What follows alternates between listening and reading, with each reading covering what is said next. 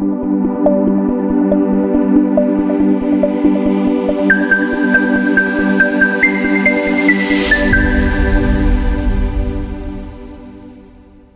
day, everybody. We got 45 strong souls here, some folks watching on social media. We got a lot to unpack today. Big week. We've got the Battle Buddies Wednesday at 1 and 2, Friday at 1 and 2, many classes this week. We've got the orientation for 21-day self-mastery tonight at 7. There's just tons of stuff. There's something for everyone. Everyone with a willing, wanting heart that needs to stay focused, needs love, connection, and support. Keep praying for Shibboleth. This is a big month. This is it. 30 days to a miracle, and I'm believing. Good to have y'all. All right. Before we get into the information today, are there any questions whereby you need something personalized for you, something that is unique to your situation and you have not gotten it answered yet? I want to be able to help you. Anybody? I know some of you have to go early, so.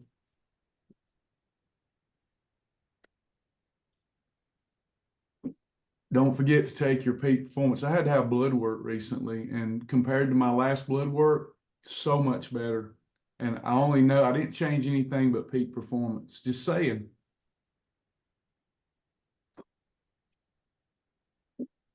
Had a little infection, so I had to get some blood work, and all my markers were better than the time before. Nothing really changed except for I had more stress. Nothing really changed except for a peak performance and collagen boost. Every day. Anybody else? Questions, comments, anything, please? Hey, Travis.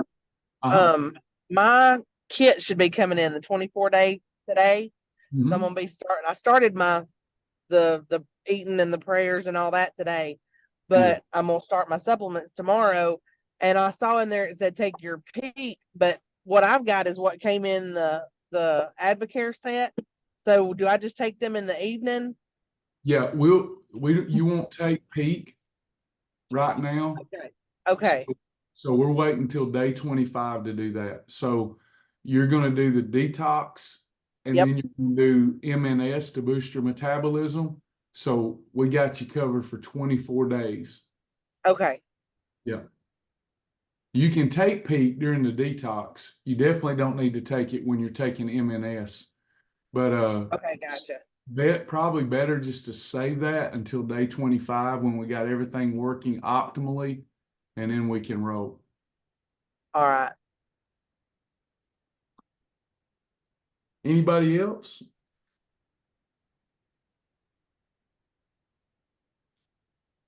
What is Battle Buddy? There's a lot to it. I don't want to take up. Thanks for the question, but we're meeting with 2 ladies at a time, or we're meeting. You've got Sandy and Charles doing a Battle Buddy, and they're doing public coaching, public accountability. Then we've got like 10 others that are on their own team with other ladies for accountability, and then I meet with them twice a week to for us to all hold each other accountable, talk about, do their weigh-in, virtual weigh-in, modify their meal plans, that sort of thing. Hey, Betty, Christ is with us in the storm, not to the middle of the lake to be drowned. Amen. Amen. How can we be a part of Battle Buddy? Lisa can get you scheduled to come join us, and we'll pair you with a team. You do have to do it just like they're doing it with the detox and the boost, the metabolic boost. The first 24 days, you got to do it just like they're doing it. And you can come hear more about it if you like. It's Wednesday at 2. Charles and Sandy will be live at 1. That gives you kind of a view of what we're doing. And then at 2 o'clock, we do the virtual weigh-ins with all of our Battle Buddy ladies. And this will be their first weigh-in this week. Charles and Sandy have both lost more than 25 pounds in their first week. Now, it's a percentage of your weight that you're going to lose. It depends on what your starting weight is, but they're crushing it. Yeah, Kyra wants some more information, Lisa, if you can help Kyra out and get her on the schedule for Wednesday or Friday. Anybody else? Okay, I'm going to do this by memory, okay? And we can use this also as a time of fellowship. It's a lesson, of course. Once I'm not having to work another job, I'll be able to do a little better planning. But I've got a lot of information in my mind and heart I can give you on the subject, but I'm recording this so that we can put it in an outline. So our program, let me go take a step back to go forward. I've always believed if you have a void, if there's something that you were eating and you tell yourself you can't have it, that's going to create a void and you're more likely to relapse. Would y'all agree with that? Mm-hmm. Yep. Voids aren't good. Okay. We have to fill that void. Now, ideally, we want to fill that void with Jesus. And we all believe in Jesus. So why do we still deal with voids? We're dealing with the flesh. So to really have change, I believe this, to really have permanent change, you have to have these four components to transformation. You got to have the faith element, the nutrition element, exercise element, and the supplementation element. We can start with the first two and make a lot of progress, faith and good nutritional practices. So with the nutrition, if you are eating bread, that can be a problem because you might be hooked on bread. And that bread is causing what? Fat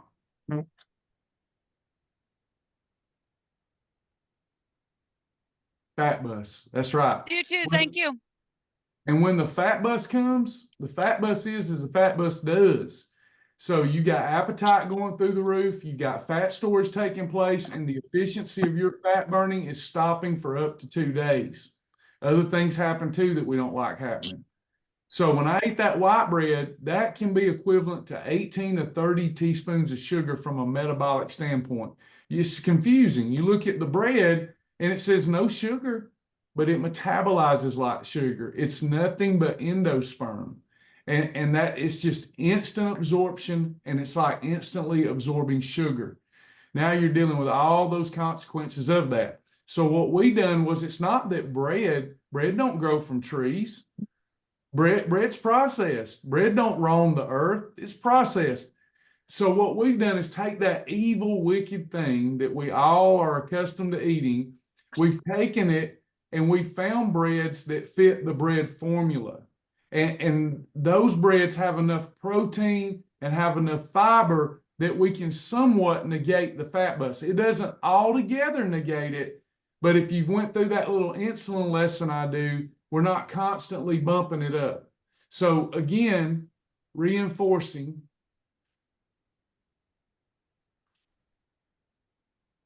So you're living your week, right? You're living your week, and we live it with food. We get up thinking about food, shouldn't, but we do.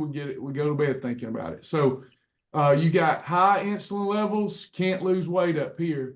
You got mid-range insulin levels, can't lose weight right here. Then you got low. We can lose weight down here. If we keep insulin levels down here and we're in a calorie deficit, we can lose some fat. The lower we keep it, the more fat we'll lose when in a calorie deficit, as long as we're preserving muscle with protein.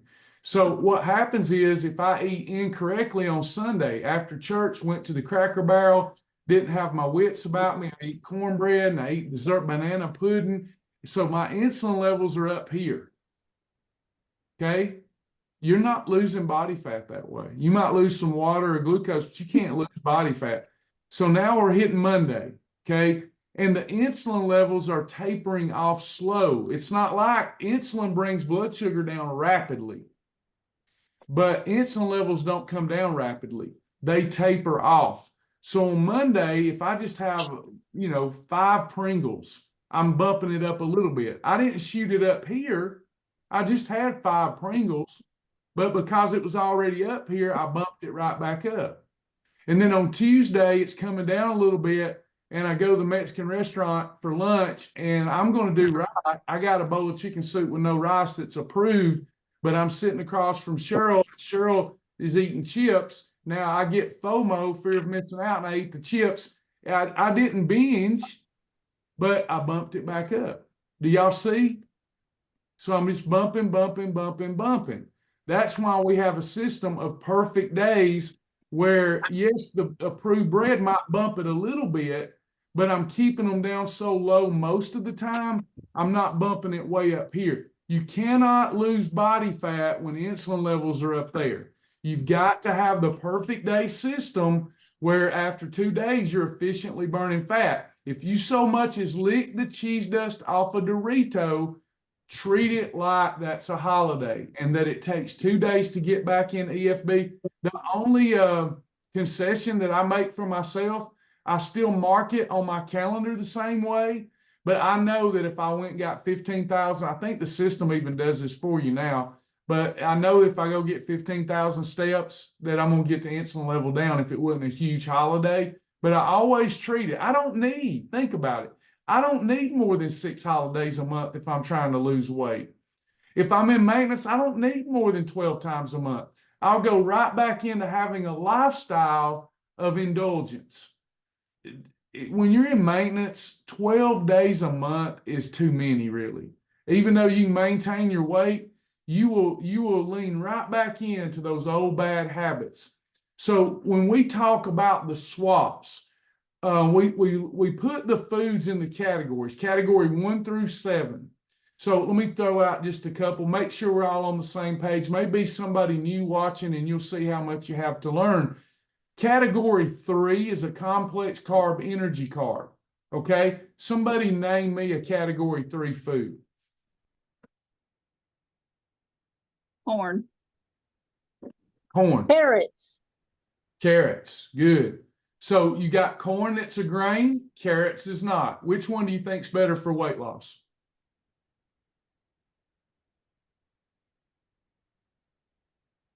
Say that again.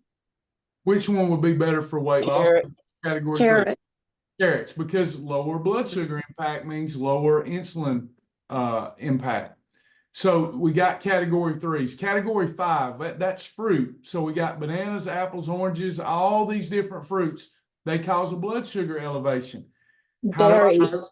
How do I slow down the blood sugar elevation? I have to make sure I add protein and fiber to it. But these foods, berries, yes, berries, apples, oranges, these are whole foods. Corn's whole food.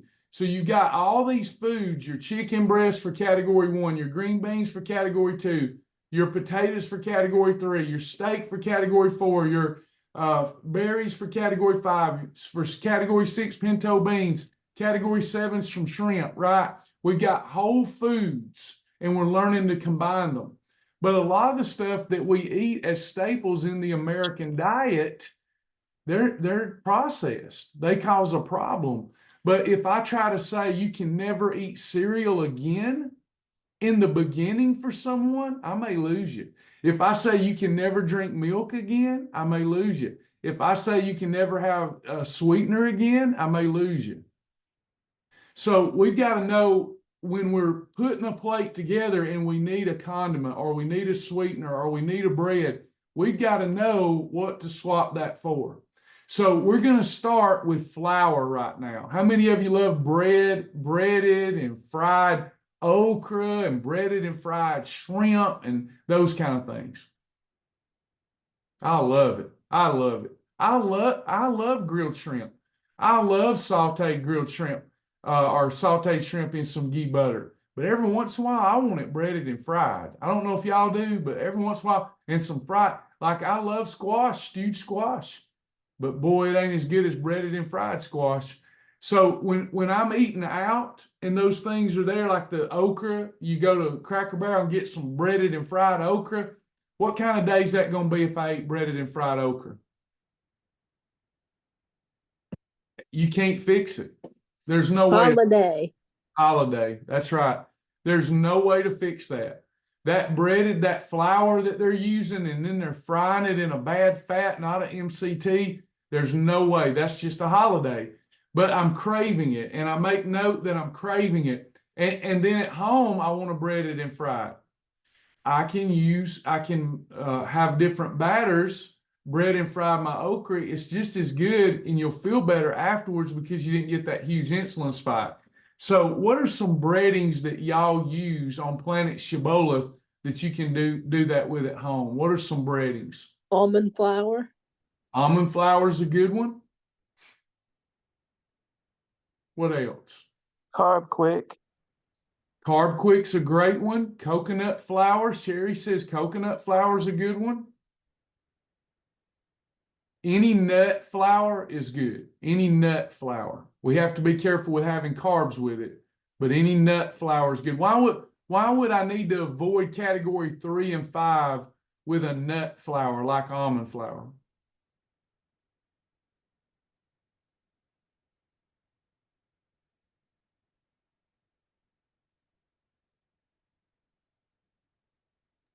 The insulin spike? We want you to know why.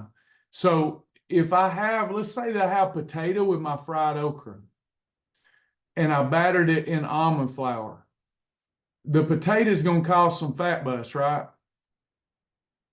And the almond flour, if I'm having a pretty good serving of okra, the almond flour is mostly fat. Do you see the connection there?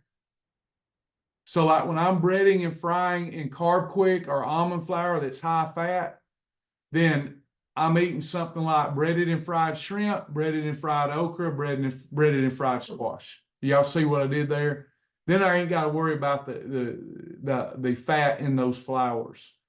So you've got coconut flour, almond flour, any nut-based flour. You've got Carb Quick.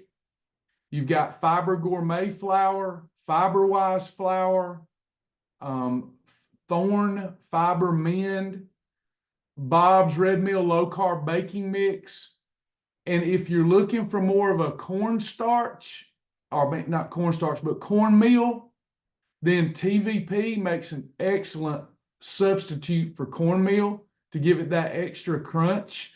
I actually like mixing, I'll take TVP from Bob's Red Mill and I will bread it in a little coffee grinder. I'll get it real fine and I'll mix it with Carb Quick and it makes my shrimp, my okra a lot crunchier.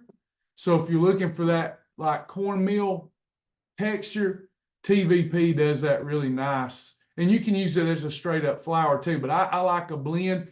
Another thing that you can do, if we're looking at a recipe and that recipe calls for, say the recipe calls for whole wheat flour. Okay, we need to get rid of that. So it's calling for whole wheat flour and it says a cup for this recipe. A good way to put the brakes on the fat bus is to take your Carb Quick or almond flour and have a half a cup of it and split it up, half a cup of it and a half a cup of your FiberWise flour. And that will just put the brakes on the bus. Or you could use Fiber Gourmet flour or Fiber Mend from Thorn. This is the best one, but some people aren't a member of the club. But then you could go get Thorn's Fiber Mend if you wanted, or Fiber Gourmet flour. But what I've been doing, instead of just using this a 1-to-1 ratio of FiberWise, it's a little too dry if I do that. Then whatever the recipe's calling for in flour, if it calls for half a cup, then I'm doing a 1/4 cup of FiberWise and a 1/4 cup of Carb Quick usually, or almond flour, and that works fantastic. And you're boosting up the fiber and stopping the fat bus. So those are really good flour substitutes for chicken, for shrimp, for scallops, for okra, for squash, for onion rings, for fried green tomatoes. You know what I mean? Would that swap be good for making biscuits? There's some biscuit recipes already that the ladies have perfected, and I think the best tasting biscuits have come from the Carb Quick, but you certainly should play with your FiberWise flour. You'll get a much better result from a weight loss perspective.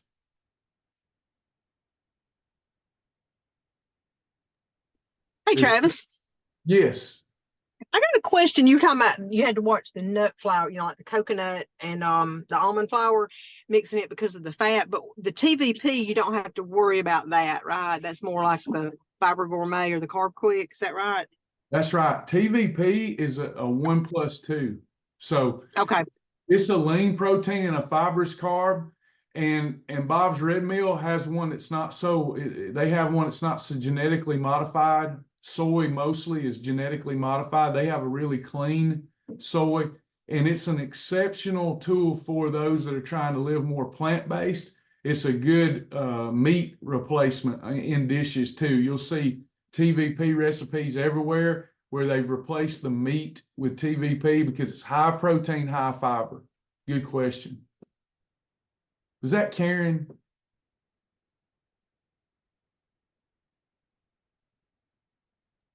Yes, sir. It's me. I thought I recognized the voice. Thank you for all you do. Every chance I get, I want to thank you for our communities.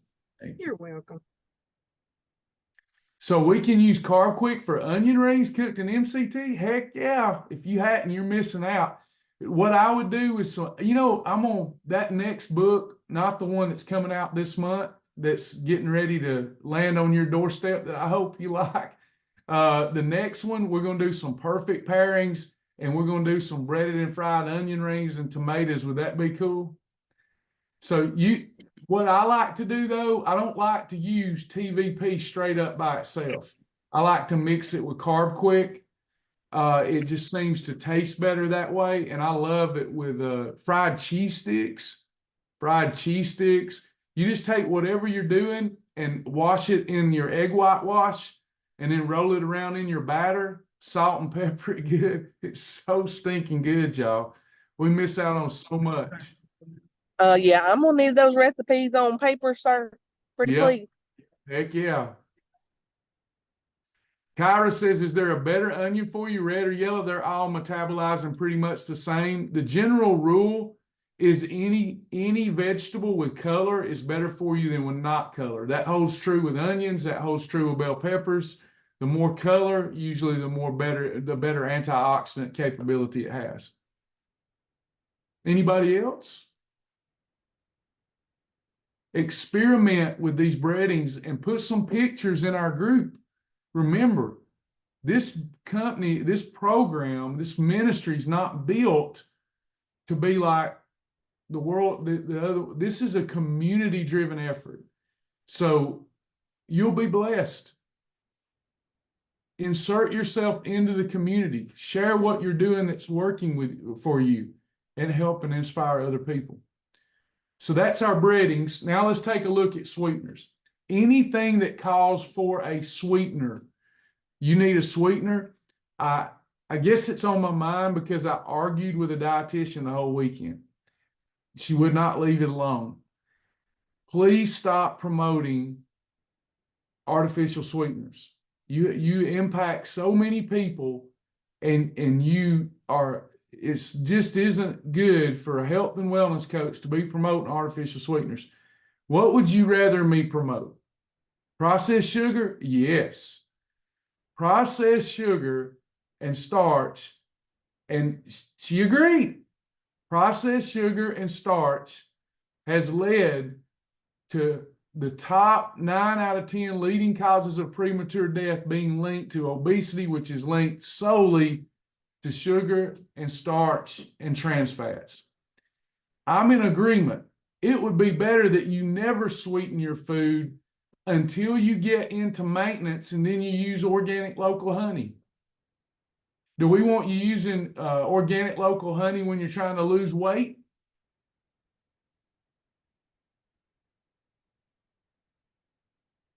No. If you're not trying to lose weight, it has many health benefits. But if you're trying to lose weight, and you shouldn't be trying to lose weight forever, this is a fast, fun program, right? Get into maintenance, and then if you never want to have any sweetener again added to anything and you need something sweet, just use some honey. I'd rather you not use maple syrup except for on a holiday.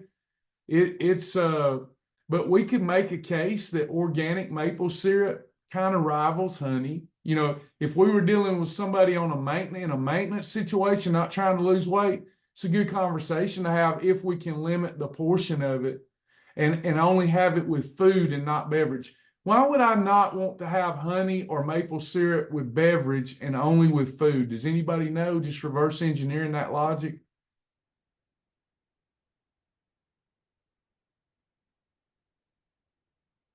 Well, looks like your food combinations with the honey or the would take up some of the fat and it would offset some of the bad qualities of, not that honey and stuff is bad, but you know what I'm saying. Yeah. Yeah. Beth said to slow down the fat bus. So think about it this way. If I drink a beverage, am I absorbing that faster than I would absorb chicken and green beans? Yes. Okay. So my continuous glucose monitor, I found out this. Sucralose in my sparkling ice, the drink, elevates my blood sugar a little bit over normal. And I was like, darn, I don't like that. Aspartame doesn't, but sucralose did. When I have sucralose in an approved bar, it had no effect on my blood sugar. And the reason being what we're talking about. The bar required blood flow to break down. Does that make sense? A beverage is pre-digested. You're not having to break that down. So with honey, with maple syrup, when we get in maintenance, if we're putting that on whole food, it's not. Did y'all, after we fixed it, did y'all hear me say a little honey was okay in some of those foods? We was able to work that out because we was talking about food. We're not talking about putting it in a beverage. So we can get to the organic stuff. And would it be better if we had no sweetener while we're trying to lose weight? Yes. But how many of you might quit in the beginning? I would have. I might have quit if you took all my sweetener away. Now I can't have my coffee. Now I can't have this or that or the other. I might have quit. You take too much away from me, I start pouting. So we've got approved sweeteners for recipes and all kinds of things. The best one that I know of, antiviral, antibacterial, the best two that I know of is monk fruit and xylitol. You would be best off to switch any sweetener that you normally need or want to have for monk fruit or xylitol. Those are not bad for you. If you overindulge in them, they're not going to hurt you, but you may have some gastrointestinal distress. But the way we're using them per serving, you shouldn't have any issue. A lot of the sugar-free candies now that we can have as extras, they have either xylitol, like I have these Candy Creek lollipops that I can have between meals, and they have xylitol in them. They have sugar alcohol in them. So it's not bad unless I overindulge, but monk fruit xylitol. So a recipe's calling for sugar. I want to switch that out 1-for-1 with monk fruit or 1-for-1 with xylitol. I'm not going to have near the blood sugar impact that I would if I use regular sugar. You've got to be careful with some of these things that we've approved that are the brown sugar blends. Like brown sugar blended with Splenda, you need to be careful with those. Don't do that all the time. That's a lot higher on the weight loss meter. Occasionally, if it sets the recipe off for you, it will be okay, but you don't want to get in a habit of using those mixtures of real brown sugar and sugar alcohol. So when we're looking at our sweeteners, aspartame has minimal impact on blood sugar. I've seen that time and time again now with my blood sugar monitor. Sucralose is acceptable, but monk fruit, xylitol, and erythritol are much better than those. Stevia is fine too, but some of us struggle with the aftertaste of stevia, but it works well and has had minimal impact on my blood sugar. So those are your swaps with your sweeteners that won't cause us to have those high levels of the fat bus that are setting us back. So just note that, and then we'll get to the organic honey and stuff later. If you really want some now, we can make it work. Karen had sent me, she might not want me to tell that, but they keep bees, and it really helps with my allergies, I can tell. I pulled it out with this infection too, but I'm just using just a little bit of it and local honey, and I'm in maintenance. Are y'all with me? I use, it's called Signos. I use the Signos. I did a lot of research, and that seemed to be the best one for like an influencer to get so that I could show y'all stuff on the app. But Signos is the one that I use. Any other questions about those sweeteners? Now, the downside to artificial sweeteners that freak dietitians out is that over a long period of time, they can begin to destroy the good bacteria in your gut. How many of you are making sure you take probiotics every single day? And you should start considering prebiotics.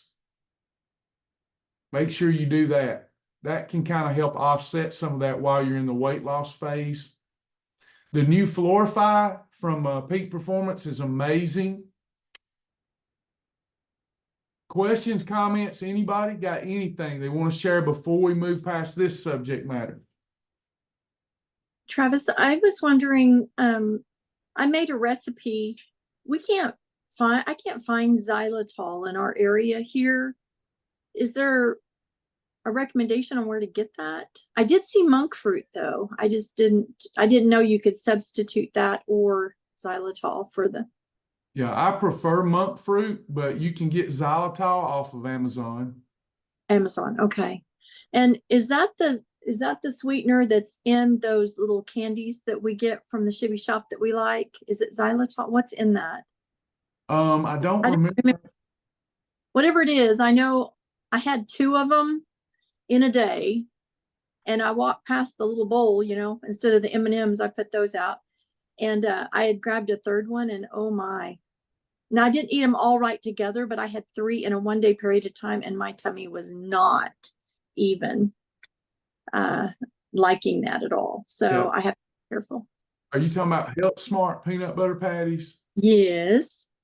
I love them. It's probably, I'm guessing, if you'll look, because they changed the recipe, it's either sucralose or allulose.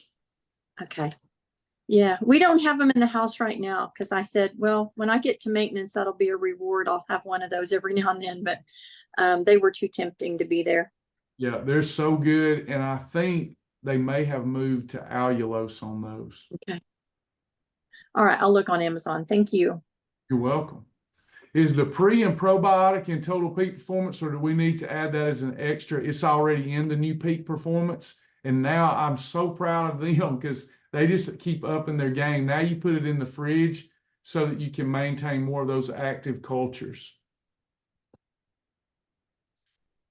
I like kimchi with a meal. Kimchi is exceptional, and so many prebiotics and probiotics in kimchi. That's a favorite of mine. It's basically pickled fermented kraut, isn't it, Will? But I really like it. I eat it sometimes as a freebie. I like spicy kimchi, and I'll do that with my lean proteins too. I love it. Anybody else? Hey, Travis. Uh-huh. Talking about stevia, I don't know if you've ever seen this product or not, but there is a concentrated stevia that is manufactured in Bolivia. And have you ever tried that? Is it called Amica? I don't see that name on here. Of course, most of it's in Spanish. But I may not have. I know Amica or Amica is a real high quality stevia that I use sometime, but I'm not sure I know without the brand. okay, I'll send a picture to Lisa because I don't think I can upload it on this feed, but it's it's super, super good. It doesn't have that aftertaste that regular stevia does. And it comes with this teeny tiny little spoon in the container. It's like a spice container. And just a teeny tiny little bit. And it goes a long way. It's a little pricey. It's about, I don't know, $23, $24 or something like that, but it lasts for months and months. But anyway, I'll send that picture to Lisa and you can maybe take a look at it, but it is just straight up stevia. Awesome. Yes. The better quality stevia, the less aftertaste. Right. Yeah. I don't see any aftertaste with this at all because I used to drink stevia in all of my coffee. And so I've completely replaced it with this. And the other day we were on a trip and my husband put regular stevia in my coffee and I was like, yuck. Yeah. So I've been converted. Yeah, that Anna, that was Denise. I'm not sure where she got it. She's gonna send it to us and we'll look at it and then get I got it on Amazon, but I'll send it. Yep, I'll send it right now. Good deal. Yeah, a lot of the holistic people, they really want their clients moving towards stevia. And I'm not opposed to that. Stevia is fine, but I don't like the aftertaste and I have to enjoy my stuff. But when you have good quality stevia, it doesn't have an aftertaste. It's only the cheap stevia that has that weird aftertaste. Thanks for sharing. Anybody else?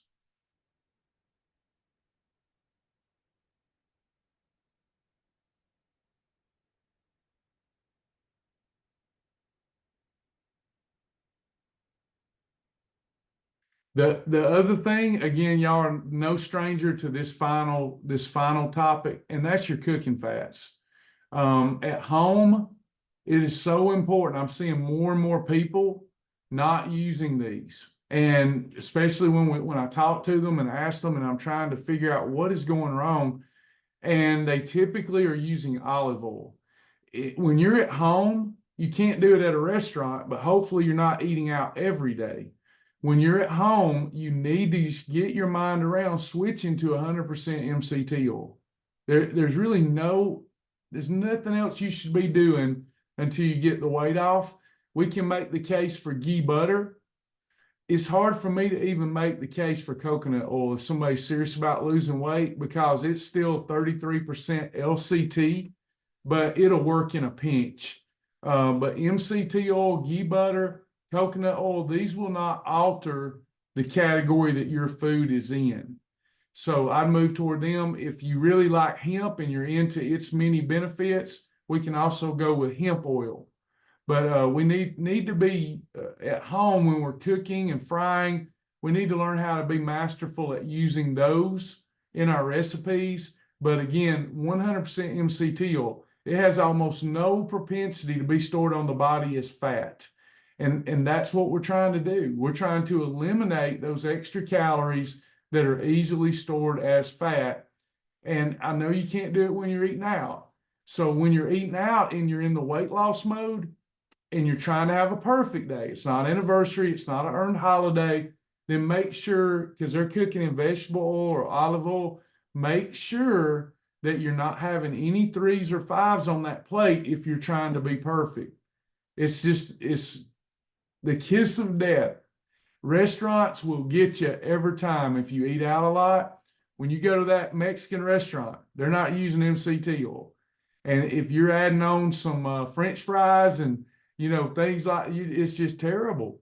You can't do that. That's your holiday time. But when you're at home, why even play around? Get the extra advantage. 100% MCT oil, ghee butter, coconut oil, or hemp oil. Or cooking spray or bouillon. You don't have to have a fat. You can save the calories altogether and just cook in bouillon or just cook in water and use spice and seasonings. You don't have to have fat. It does make our stuff taste better and give us more energy, more satiating, but you don't have to have fat to cook in or cook with most of the time. Any other questions, comments? Summary, we covered swaps for sweeteners, swaps for flour, swaps for our cooking fats. Over the weekend, we made a recipe that I had asked you about. I think we talked about it on a We Fixed It call.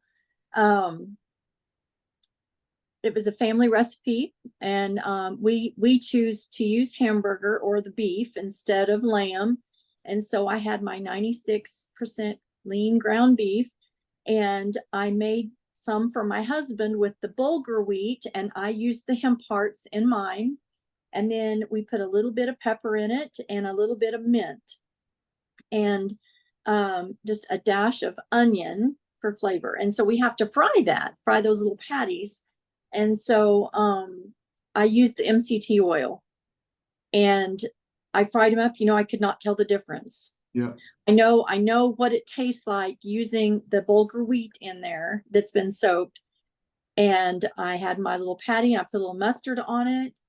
It was fantastic, and I felt totally great about it. And my husband Daryl had his fried potatoes and onions with it. I chose to not eat those, but I had some green beans with mine. So I was completely satisfied and super happy, because in our area, the bulgur wheat we buy, we can't hardly find that. So I am thrilled to know that using the hemp hearts, actually it was healthier for me, because my tummy did not react like it does to the bulgur wheat. So thank you for that and helping us find the void replacements and the switches. Awesome. Sounds delicious too. Sounds delicious. Loretta wants to know what glucose monitor I use. Signos, Signos. I like it. It's this is my second round. It stays on for 10 days. I think I might even have a link where you can get a discount. I don't remember.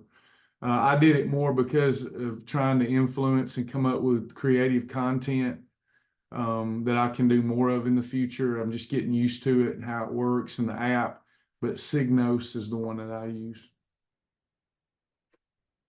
Anybody else? It's been very fascinating. It just reaffirms to me how well our program works. Works better than I ever dreamed. And I knew it worked. Travis, she was mentioning the bulgur wheat, and I don't recall if it was actually wheat or a bulgur seed. I'm not sure, but you might check the website Bread Beckers. They're located over in I think it's Ackworth, Georgia. Heard of that.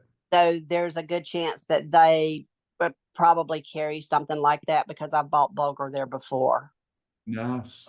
Thank you for sharing, Denise. You're welcome. Bread Beckers, right? Beckers. Yep. I've heard of them. Yep. Woodstock. Nicole said Woodstock. She's heard of Yeah. them. Yeah, I know it was on that side of town. All right, y'all. As we come to a close in this class, is there anything you're struggling with I can help with? There's no bad questions. I go live 12 to 20 times a week just so everybody feels connected and we get your program personalized for you.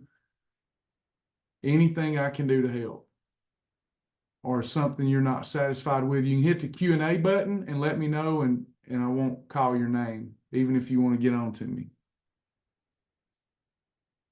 Anything I can do to help you.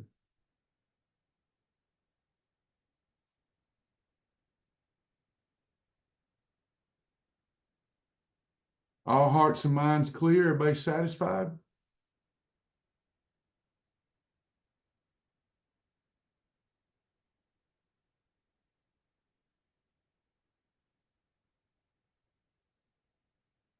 Y'all quiet. I guess you're satisfied. All right. A lot of people in the community have asked for prayer. A lot of challenges in their lives, in their homes, in their businesses. Let's all come together and pray. We know there's going to be a good outcome. All things work out to the good of those that love the Lord. We need you this month. It's a big month. It's a defining month for us. We fought a good fight, and we're just having to give it over to the Lord now. And we appreciate all of our partners, Faithfully Fit members, and just looking for a miracle. And I know God's going to come through. I believe it. He doesn't do it because of our goodness. He doesn't do whatever you're going through. It's because of Jesus. It's not because of us. So we can trust and put our faith in Jesus. All right, I'll close us out in prayer. I look forward to seeing you tonight for the 21-day self-mastery orientation. Our Father, which art in heaven, hallowed be thy name. Thy kingdom come, thy will be done in the earth as it is in heaven. Give us this day, Lord, our daily bread. Forgive us of our debts as we forgive our debtors. Lead us not into temptation, but deliver us from evil. For thine is the kingdom and the power and the glory forever. Amen. Amen. Thank y'all. Thanks, Stella. Thanks, everybody.